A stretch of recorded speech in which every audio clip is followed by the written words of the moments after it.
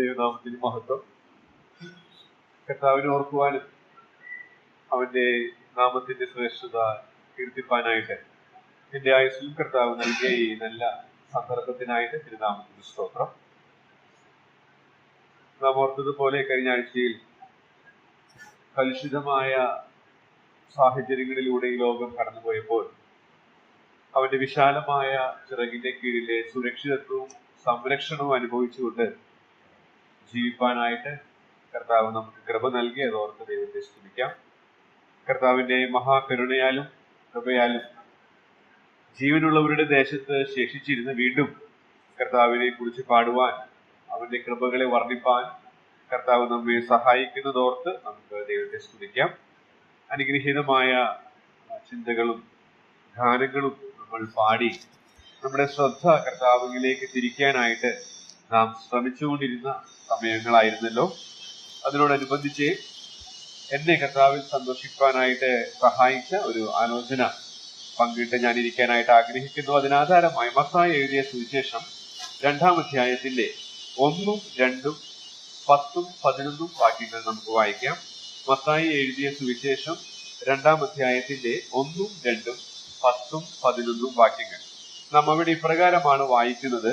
ഹെരോദ രാജാവിന്റെ കാലത്ത് യേശു യഹൂദയിലെ ബെത്ലഹേമിൽ ജനിച്ച ശേഷം കിഴക്കുനിന്ന് വിദ്വാൻമാർ യെരുശലേമിലെത്തി.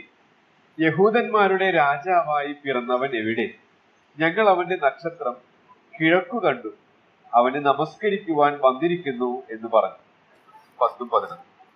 നക്ഷത്രം കണ്ടതുകൊണ്ട് അവർ അത്യന്തം സന്തോഷിച്ചു. ആ വീട്ടിൽ ചെന്ന് ശിശുവിനെ അമ്മയായ മറിയയോട് കൂടെ കണ്ടു, വീണ് അവനെ നമസ്കരിച്ചു. നിക്ഷേപ പാത്രങ്ങളെ തുറന്ന് അവന് പൊന്നും കുന്തുരുക്കവും മൂരും കാഴ്ചവെച്ചു. കർത്താവിനെ ഓർക്കുവാനും അവന്റെ കൽപ്പന അനുസരിക്കുവാനായിട്ട് നാം കൂടി വരുമ്പോഴൊക്കെയും പലപ്പോഴായിട്ട് കർത്താവിനെ മഹത്വപ്പെടുത്തുന്ന ചിന്തകൾ നാം ഈ ഭാഗത്ത് നിന്ന് കേട്ടിട്ടുള്ളതാണ്. എന്നാൽ കഴിഞ്ഞ ദിവസങ്ങളിൽ ഞാൻ ഈ ഭാഗത്തൂടെ കടന്നുപോയപ്പോൾ ഒരു പ്രത്യേകമായ ചിന്ത, നാം നേരത്തെ കേട്ട ചിന്തയോട് ചേർത്ത് ഉള്ള ഒരു ചിന്ത തന്നെയാണ് ഈ ഭാഗത്ത് നിന്ന് മനസ്സിലാക്കാൻ സാധിച്ചു. അതാണ് നിങ്ങളുമായിട്ട് പങ്കിടാനായിട്ട് ആഗ്രഹിച്ചത്. അതിനെന്നെ സഹായിച്ചത് ചില പദങ്ങളാണ്. കിഴക്കുനിന്ന് എന്നുള്ള പദം, കിഴക്കുനിന്ന്. അപ്പോ യെരുശലേമിന്റെ കിഴക്കുനിന്നുള്ള പദം, അത് നമ്മെ ഓർപ്പിക്കുന്നത് വളരെ ദൂരസ്ഥരായ ഒരു കൂട്ടർ എന്നുള്ള ചിത്രമാണ്.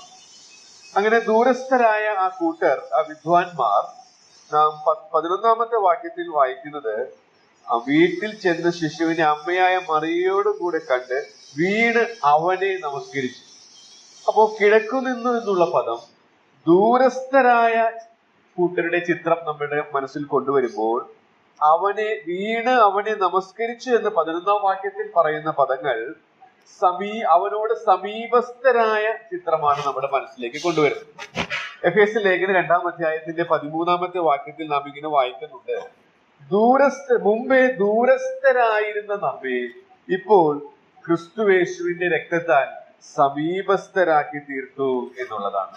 അപ്പൊ ദൂരസ്ഥരായിരുന്നവർക്ക് സമീപസ്ഥരായിട്ട് തീരാൻ ഇടയായിട്ട് തീർന്നത് ഈ വേദഭാഗത്ത് നാം കാണുന്നത് നക്ഷത്രം കണ്ടതുകൊണ്ട് അവർ അത്യന്തം സന്തോഷിച്ചു എന്നുള്ളതാണ്. നക്ഷത്രം കണ്ടതുകൊണ്ട് അവർ ആ നക്ഷത്രം മുഖാന്തരമാണ് ദൂരത്തായിരുന്ന അവർക്ക് സമീപസ്ഥരാകാനായിട്ട് സാധിച്ചു. എന്നാൽ നമ്മെ സംബന്ധിച്ച് പാപം നിമിത്തം ദൈവത്തിൽ നിന്ന് അകന്നുപോയ നമുക്ക് ദൈവത്തോട് അടുത്തു വരുവാനായിട്ട്, ദൈവത്തോട് നമ്മെ അടുപ്പിക്കേണ്ടതിനായിട്ട് നമ്മുടെ സ്വയമായിട്ടുള്ള പ്രവർത്തനങ്ങളാൽ സാധിക്കുമായിരുന്നില്ല. അതുകൊണ്ട് ദൈവം താൻ തന്നെ പദ്ധതി ആസൂത്രണം ചെയ്ത് നടപ്പിലാക്കി. അതെന്താണെന്നുള്ളതാണ് എഫേസ്യ ലേഖനത്തിൽ നാം വായിച്ചത്. അവൻ ക്രൂശിൽ ചൊരിഞ്ഞ രക്തം കൊണ്ട്, നേരത്തെ നാം ചിന്തിച്ചത് തന്നെയാണ്, ക്രൂശിൽ ചൊരിഞ്ഞ രക്തം കൊണ്ട് സമാധാനം ഉണ്ടാക്കി എന്ന് പറയുമ്പോൾ സമാധാനം തനിയെ ഉണ്ടാകുവാനായിട്ട് സാധിക്കുമായിരുന്നില്ല. ഒരു പ്രത്യേകമായ പ്രവൃത്തി അതിന്റെ പിറകിൽ ഉണ്ടെങ്കിൽ മാത്രമേ സമാധാനം ഉണ്ടാക്കുവാനായിട്ട് സാധിക്കൂ. സ്വയമായി നമുക്ക് ഉണ്ടാക്കുവാൻ സാധിക്കാത്തതിനെ ദൈവം ഉണ്ടാക്കി തരുവാനിടയായിട്ട് തീരുന്നു. അത് തന്നെയാണ് ഇവിടെയും നമുക്ക് കാണാനായിട്ട് സാധിക്കും. മുമ്പേ ദൂരസ്ഥരായിരുന്നു നമുക്ക് ക്രിസ്തുയേശുവിന്റെ രക്തത്താൽ സമീപസ്ഥരായിട്ട് തീരാനിടയായിട്ട് തീർന്നു എന്നുള്ളതാണ്. മാത്രമല്ല നാം 4-ാമത്തെ വാക്യത്തിൽ വായിക്കുന്നത് ജനത്തിന്റെ മഹാപുരോഹിതന്മാരെയും ശാസ്ത്രിമാരെയും എല്ലാം കൂട്ടിവരുത്തി. ഈ ജനത്തിന്റെ മഹാപുരോഹിതന്മാരെയും ശാസ്ത്രിമാരെയും എല്ലാം കൂട്ടിവരുത്തി എന്നുള്ള ചിത്രം യോഹന്നാന്റെ സുവിശേഷം 1-ാം അധ്യായത്തിന്റെ 11-12 കൊണ്ടുപോവുകയാണ്. അതെന്താണെന്ന് അറിയാമോ? അവൻ സ്വന്തത്തിലേക്ക് വന്നു, സ്വന്തമായവരും അവനെ കൈക്കൊണ്ടില്ല. എന്നാൽ അവനെ കൈക്കൊണ്ട് അവന്റെ നാമത്തിൽ വിശ്വസിക്കുന്ന ഏവർക്കും എന്നുള്ളവരുടെ കൂട്ടത്തിലാകുവാൻ കാലാകാലങ്ങളിൽ നമുക്ക് ഭാഗ്യം ലഭിച്ചു എന്നുള്ളതാണ്. നമ്മുടെ എന്തെങ്കിലും സ്വയം പ്രവൃത്തി കൊണ്ടോ, നമ്മുടെ സ്വയം മേന്മ കൊണ്ടോ, നമ്മുടെ കുടുംബ മഹിമ കൊണ്ടോ, നമ്മുടെ പാരമ്പര്യം കൊണ്ടോ, നമ്മുടെ കഴിവ് കൊണ്ടോ, സൗന്ദര്യം കൊണ്ടോ, സമ്പത്ത് കൊണ്ടോ ഒന്നുമല്ല. അവനെ കൈക്കൊള്ളുവാനുള്ള ഭാഗ്യം കാലാകാലങ്ങളിൽ നമുക്ക് ലഭിച്ചു. ഇവിടെ അവൻ ഇസ്രായേൽ ജനത്തിന്റെ മഹാപുരോഹിതന്മാർക്കും ശാസ്ത്രിമാരും അവർക്കൊന്നും അവനെ തിരിച്ചറിയാൻ സാധിച്ചില്ല. അവൻ സ്വന്തത്തിലേക്ക് വന്നു, സ്വന്തമായവർ അവനെ കൈക്കൊണ്ട്. സ്വന്തമായതിൽ അവനെ ഇടം കൊടുത്തില്ല. അവർ പറഞ്ഞു, ഇവനെ ഞങ്ങൾക്ക് വേണ്ട. എന്നാൽ കാലാകാലങ്ങളിൽ ആ നല്ല നാഥന് നമ്മുടെ ഉൾത്തടത്തിൽ ഇടം കൊടുക്കുവാൻ നമുക്ക് ഭാഗ്യം ലഭിച്ചു എന്നുള്ളത്. അതിനായിട്ട് ഇടയായിട്ട് തീർന്നത് അവൻ ക്രൂശിൽ ചൊരിഞ്ഞ രക്തമാണ് എന്നുള്ളത്. ക്രൂശിൽ അവൻ രക്തം ചൊരിഞ്ഞ് നമ്മെ ദൈവത്തോട് അടുപ്പിക്കാനായിട്ട് ഇടയായിട്ട്.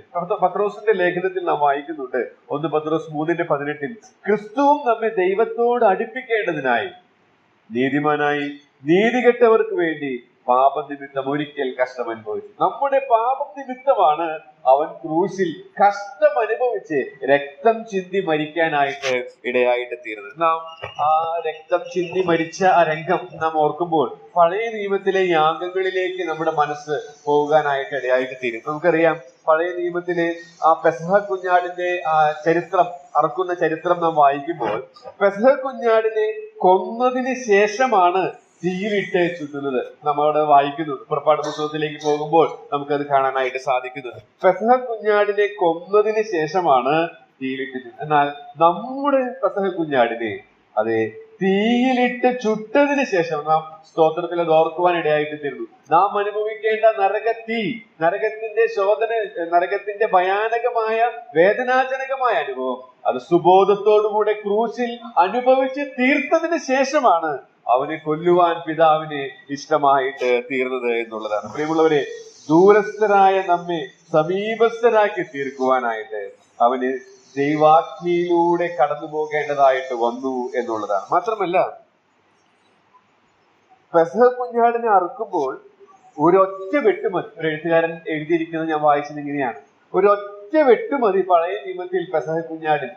എന്നാൽ നമ്മുടെ പെസഹ കുഞ്ഞാടിനെ ഒന്ന് നാം ഇന്ന് രാവിലെ ശ്രദ്ധിച്ചു നോക്കുവാനായിട്ട് ശ്രമിച്ചാൽ അവന്റെ നേരത്തെ പാട്ടിൽ അത് ഓർക്കുവാനിടയായിട്ട് അടിമുടി മുഴുവൻ മുറിവുകളേറ്റു എന്നുള്ളതാണ്.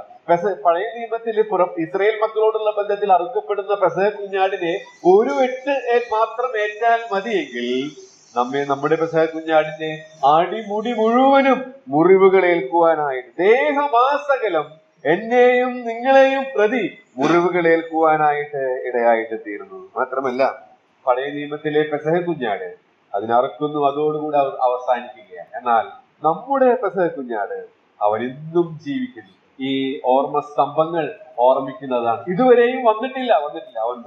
അവൻ വരും. നമുക്ക് വേണ്ടി കണ്ണീരൊഴിച്ച തൃക്കണ്ണിൻ സ്നേഹശോഭയെ ഞാനും നിങ്ങളും ഒരു നാളിൽ കാണും. അതുവരെ നമ്മുടെ ഹൃദയമാകുന്ന നിക്ഷേപ പാത്രങ്ങളെ തുറന്നുകൊണ്ട് ഒരിക്കൽ പാപമുഖാന്തരം ദൂരസ്ഥരായിരുന്നു നമ്മെ ഇന്ന് കർത്താവ് ക്രൂശിൽ ചൊരിഞ്ഞ രക്തത്താൽ സമീപസ്ഥരാക്കി തീർത്തത് കൊണ്ട് ആ കർത്താവിനെ നന്ദിയുള്ള സ്തുതിസ്തോത്രങ്ങൾ അർപ്പിച്ചുകൊണ്ട് നമുക്ക് അവനെ ആരാധിക്കാം. അവിടുത്തെ നാമം മഹത്വപ്പെടുമാറായി.